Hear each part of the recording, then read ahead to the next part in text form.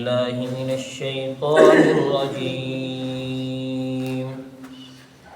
بسم الله الرحمن الرحيم. واستعينوا بالصبر والصلاة وإنها لكبيرة إلا على الخاشعين الذين يظنون أنهم ملاقو ربهم وأنهم إليه راجعون. صدق الله العظيم. اور مدد مانگو صبر اور نماز کے ذریعے. بے شک یہ بات البتہ بھاری ہے مگر عاجزی کرنے والوں پر، اور عاجزی کرنے والے وہ لوگ ہیں جو یہ گمان کرتے ہیں کہ بے شک وہ اپنے رب سے ملنے والے ہیں اور بے شک وہ اللہ کی طرف لوٹ کر جانے والے ہیں. آپ حضرات کے سامنے کل عرض کیا کہ بنی اسرائیل کے لیے اللہ نے پہلے ایمان کی دعوت دی، پھر اعمال کی دعوت دی. تو ان میں سے پہلی بات تھی، اللہ نے فرمایا کہ اقیموا الصلاۃ وآتوا الزکاۃ وارکعوا مع الراکعین. نماز قائم کرو، زکوٰۃ ادا کرو، رکوع کرنے والوں کے ساتھ رکوع کرو. اور پھر فرمایا اتامرون الناس بالبر وتنسون انفسکم، کہ تم لوگوں کو تو نیک کام کا کہتے ہو لیکن اپنی ذات کو تم بھول جاتے ہو. کہ یعنی مطلب یہ تھا کہ آپ خود بھی اس پر عمل کرو اور دوسروں کو بھی عمل کی دعوت دو. آج دو آیات پڑھی ہیں میں نے آپ کے سامنے 45 اور 46 نمبر آیات. اللہ نے ان کے اندر بھی اعمال کی دعوت دی. فرمایا وَاسْتَعِينُوا بِالصَّبْرِ وَالصَّلَاةِ، اللہ سے مدد مانگو صبر کے ذریعے سے اور نماز کے ذریعے سے. وَإِنَّهَا لَكَبِيرَةٌ إِلَّا عَلَى الْخَاشِعِينَ، یہ بات یعنی مدد مانگنا اللہ سے صبر کے ذریعے سے اور نماز کے ذریعے سے، یہ بات فرمایا بھاری ہے لوگوں پر، مگر آسان کن کے لیے ہے؟ إِلَّا عَلَى الْخَاشِعِينَ، جو اللہ سے عاجزی کرنے والے ہیں، اللہ سے ڈرنے والے ہیں، ان کے لیے بات بھاری نہیں ہے. ان میں پہلی بات تو یہ سمجھیں کہ اللہ نے فرمایا وَاسْتَعِينُوا، مدد مانگو. تو یہ مدد کس سے مانگنی ہے؟ اللہ کی ذات سے مانگنی ہے. اس لیے کہ مدد اللہ کے سوا کوئی کسی کے نہیں کر سکتا. مدد کے لائق ذات صرف اور صرف اللہ کی ذات ہے. اللہ نے قرآن مجید کے اندر اس بات کا فیصلہ کر دیا کہ وَمَن نَّصْرُ إِلَّا مِنْ عِنْدِ اللَّهِ، کہ مدد صرف اور صرف اللہ کر سکتے ہیں، اللہ کے سوا کوئی نہیں کر سکتا. انبیاء علیہم السلام کی اگر ہم تعلیمات پر غور کریں، جب بھی انبیاء علیہم السلام پر کچھ مشکلات پیش آئیں، لوگوں کی طرف سے کچھ مصائب پیش آئے، تو انبیاء نے ان مشکلات میں مدد کے لیے کس کو پکارا؟ اللہ کو پکارا. اور پھر یہ بات آپ جانتے ہیں کہ ہمارے اور آپ کے پیغمبر جناب محمد رسول اللہ صلی اللہ علیہ وسلم پر جب بھی مشکل پیش آئی تو حضور علیہ السلام مسجد میں آئے.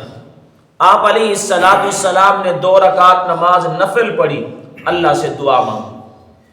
بدر کے میدان کے اندر صحابہ کرام کہتے ہیں جب صبح کو میدان لگنا تھا اور رات کو حضور صلی اللہ علیہ وسلم کے لیے خیمہ لگایا گیا، فرمایا ایک صحابی کہتے ہیں میں رات کو اٹھا تو میں نے دیکھا سارے سوئے ہوئے ہیں سوائے حضور علیہ السلام کے.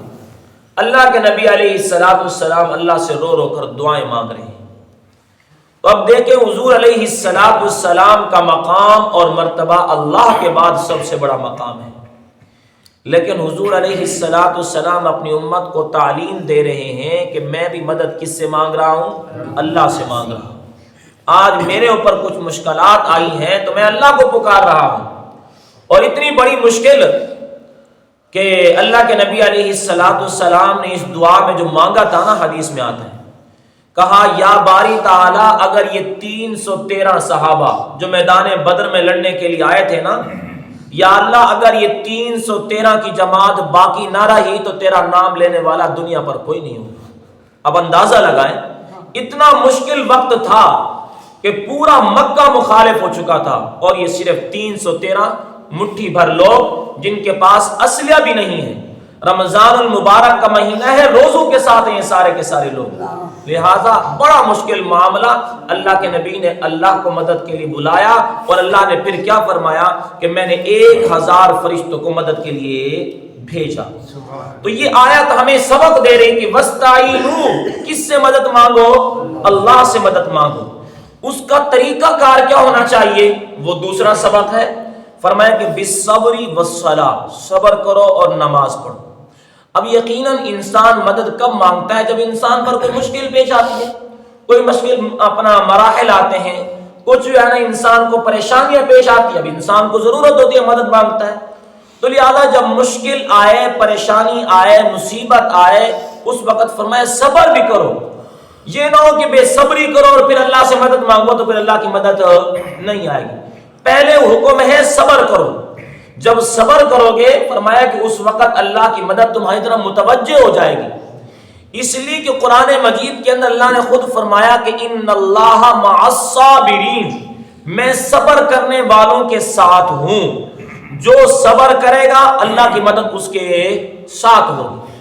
تو صبر سب سے پہلی چیز ہے، اس لیے انبیاء کی تعلیمات بھی ہمیں یہی بتاتی ہیں کہ ان پر جتنی مشکلات آئی ہیں صبر کیا ہے، صبر کا مظاہرہ کیا ہے۔ اور حضور صلی اللہ علیہ وسلم تو تمام انبیاء سے سب سے زیادہ صبر کرنے والے تھے، فرمایا صبر کا پہاڑ تھے، اگر سارے دشمن بھی مقابلے میں آ جاتے حضور علیہ السلام کا مقابلہ نہیں کر سکتے۔ غزوہ حنین کے اندر جس وقت صحابہ مکہ سے چلے تھے سن 8 ہجری کو، شوال کا مہینہ تھا، 12,000 کا لشکر تھا، اور بنو حوازن اور ثقیف یہ عرب کے 2 بڑے جنگجو قبیلے تھے۔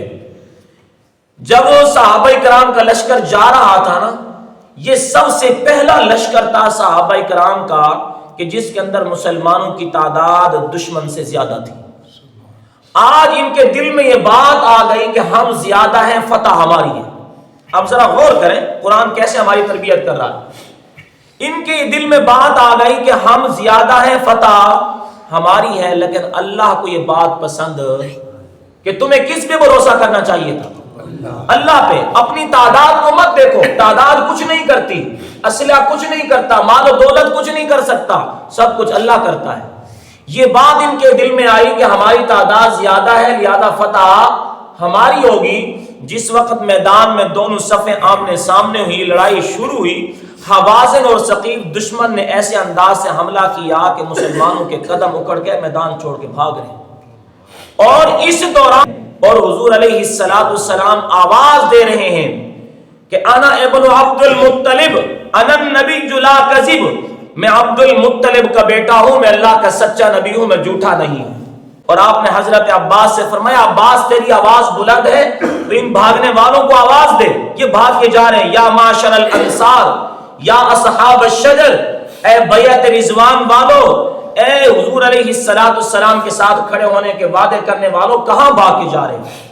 لہذا تمام صحابہ کے کانوں میں آواز گئی تو اب واپس آئے، اب اللہ کو مدد کے لیے بلایا، اب اپنی جو جماعت کی تعداد تھی وہ ساری بھول گئی، اب اللہ کو مدد کے لیے بلایا۔ اس وقت اللہ نے 5000 فرشتوں کو مدد کے لیے اتارا ہے۔ تو میرے کہنے کا مقصد یہ ہے کہ حضور علیہ السلام اس سے بڑا کوئی صبر کرنے والا نہیں تھا، آپ سے زیادہ کوئی استقامت کا پہاڑ نہیں تھا کہ سارے دشمن اللہ کے نبی اکیلے میدان کے اندر کھڑے ہیں۔ تو اللہ فرماتے ہیں جب مجھ سے مدد مانگو تو پہلی شرط کیا ہے؟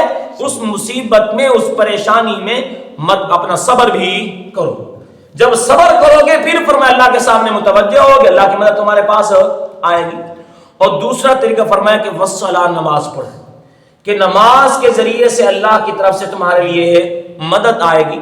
جب اللہ رب العزت نے نماز کا حکم دیا تھا تو صحابہ کرام اتنا خوش تھے نماز پر، اتنا خوش تھے، کہتے تھے کہ اب ہمیں اللہ سے براہ راست مانگنے کا موقع مل گیا ہے، ہم براہ راست مانگیں گے۔ جب انسان نماز میں ہوتا ہے اس کا براہ راست کس کے ساتھ تعلق ہوتا ہے؟ درمیان میں کوئی واسطہ نہیں ہے، سجدے کے اندر جب انسان کا سر ہوتا ہے یہ براہ راست اللہ سے تعلق ہوتا ہے. حضور علیہ السلام کی حدیث مبارکہ ایسی پر آپ نے فرمایا کہ ان احدکم اذا صلی یناجی ربہ، جب بھی تم میں سے کوئی شخص نماز پڑھتا ہے فرمایا وہ چپکے سے اپنے رب سے باتیں کرتا ہے. تو نماز اللہ سے براہ راست مانگنے کا ذریعہ ہے. اب اس آیت میں ہمیں دو چیزیں ملی، ایک صبر اور دوسرا نماز.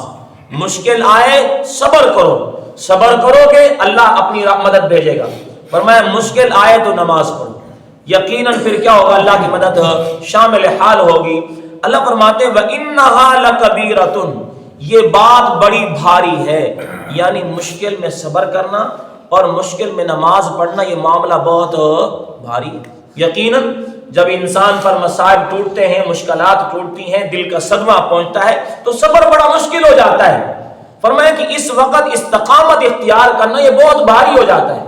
حضور علیہ السلام کے بیٹے حضرت ابراہیم کا جب انتقال ہوا، اللہ کے نبی علیہ السلام اس وقت وہاں پر موجود نہیں تھے. جب انتقال ہوا آپ کو اطلاع دی گئی یا رسول اللہ آپ کے بیٹے حضرت ابراہیم کا انتقال ہو گیا، آپ تشریف لائے. حضرت ابراہیم کو اپنی گود میں اٹھایا اور حضور کی آنکھوں سے آنسو گر رہے تھے. صحابہ نے کہا یا رسول اللہ آپ ہمیں تو منع فرماتے ہیں پر آپ تو رو رہے ہیں. فرمایا کہ دل رو رہا ہے، کیا یہ دل کا صدمہ تھا. لیکن جو ہمارے معاشرے کے اندر جو چیز ہے، اللہ کے نبی، یہ ترمذی شریف میں روایت ہے، فرمایا کہ وہ شخص ہم میں سے نہیں ہے جب اس پر صدمہ آئے تو اپنے گریبان کو پھاڑنے لگ جائے، جاہلیت کی طرح باتیں کرنا اور شور و شرابہ کرنا شروع کر دے. یہ ہم میں سے نہیں ہے. اس وقت کیا کہو، انا للہ و انا الیہ راجعون. ہم بھی اللہ کے ہیں، جانے والا بھی اللہ کا تھا، یہ اللہ کے پاس چلا گیا، ہم بھی کس کے پاس جائیں گے، اللہ کے پاس جائیں گے. یہ ہے صبر کہ مصیبت آئے، پریشانی آئے، تمہارے اوپر حادثہ آئے تو کیا کرو بھائی، صبر کرو. اب اللہ کی رحمت تمہارے لیے کیا ہوگی بھائی، متوجہ ہوگی. اور اللہ کا قرآن کہتا ہے انما یوفی الصابرون اجرهم بغیر حساب. فرمایا کہ جنہوں نے صبر کیا ہے نا اس پر اللہ بھی انہیں اجر عطا فرمائے گا، انعام عطا فرمائے گا، اتنا بڑا ہوگا بغیر حساب، اس کا کوئی حساب بھی نہیں ہے کہ بے حساب اللہ اسے اجر سے نوازے گا. کہ اس پر مصیبت آئی، اس نے کیا کیا بھائی، صبر کیا، اللہ کو مدد کے لیے بلایا ہے. اور فرمایا کہ الا علی الخاشعین، جو لوگ عاجزی کرنے والے ہوں گے، اللہ سے ڈرنے والے ہوں گے نا، ان کے لیے دونوں کام مشکل نہیں ہے، ان کے لیے آسان ہے. انہیں پتا ہے کہ صبر کروں گا اللہ کی مدد آئے گی، انہیں پتا ہے نماز پڑھوں گا اللہ کی مدد آئے گی، اس کے لیے معاملہ بالکل آسان ہے. فرمایا کہ جو اللہ کے سامنے عاجزی کرنے والا نہیں ہے، جھکنے والا نہیں، اس کے لیے معاملہ بہت مشکل ہے. ہم اگر اپنے معاشرے کے اندر ذرا غور کریں، اگر ہم کسی مزدور کو کہہ دینا تو کام کر، وہ 8 گھنٹے کی بجائے 16 گھنٹے 18 گھنٹے کام کر جائے گا، اور اسے کہیں بھی 5 وقت کی نماز پڑھ لے، بڑی مشکل ہو جائے گی اس کے لیے. کیا ہے کہ اس کے دل کے اندر اللہ کا خوف نہیں ہے، اللہ کا ڈر نہیں ہے. اگر اللہ کا ڈر ہوتا، اللہ کا خوف ہوتا تو اس کے لیے 2 رکعت نماز فجر کی بہت آسان ہوتی، بہت آسان ہوتی. جیسا کہ میں نے آپ کے سامنے کل عرض کیا، اللہ کے نبی علیہ السلام نے فجر کی نماز میں پوچھا تھا فلاں نہیں آیا یا رسول اللہ، جی نہیں آیا. فلاں نہیں آیا، نہیں آیا. فرمایا کہ فجر اور عشاء کی نماز منافق کر کیا ہے بھائی، بھاری ہے. اگر کوئی بندہ فجر کی نماز میں شریک نہیں ہو رہا، عشاء کی نماز میں شریک نہیں ہو رہا، تو وہ کن کی صف میں شامل ہو گیا، وہ منافقوں کی صف میں شامل ہو گیا. ایمان والے پر یہ نمازیں بھاری نہیں ہے، فرمایا منافقوں پر یہ نمازیں بھاری ہیں. اب ذرا غور کریں، اللہ کا قرآن کہتا ہے الا علی الخاشعین، جس کے دل میں ڈر ہوگا، خوف ہوگا، اللہ کی عاجزی ہوگی، اس کے لیے نمازیں بھی مشکل نہیں، اس کے لیے صبر بھی مشکل نہیں ہے. ان کے علاوہ ہر کسی کے لیے کیا ہے بڑی بھاری بات ہے.